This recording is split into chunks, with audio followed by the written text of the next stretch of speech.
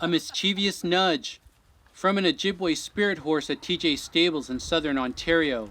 None of these horses have ever had a rope on them. Owners Terry and John Jenkins made tough choices. To protect their prize herd, they sold off other breeds as business plunged amid the pandemic. We sold 20 horses. Imagine that. Like many in their industry, they asked the Indigenous Tourism Association of Canada, known as ITAC, for help, a group tapped by the federal government to administer $16 million in relief funds. We had about 830 or so applications in the country.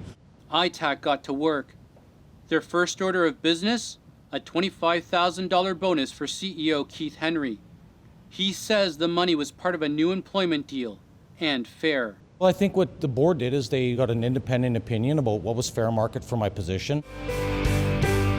For some, Henry's and ITAC's work was a lifesaver. That stimulus basically kept our heads above water. But others saw problems, suggestions that the funds were shared unequally across provinces. This founding ITAC board member filed a formal complaint with the federal government after he crunched the numbers himself. So it didn't seem to be a level playing field. Manitoba did, Nova Scotia did. And there was a question of money that simply came too late. We didn't receive the funds until late October. Well, our entire tourism season is over.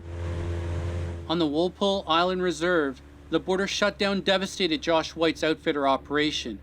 He only received his full promised $25,000 in November. When someone tells you you're getting a check in 2 weeks, and that's in September, the whole uncertainty of it all is just, it gets to you.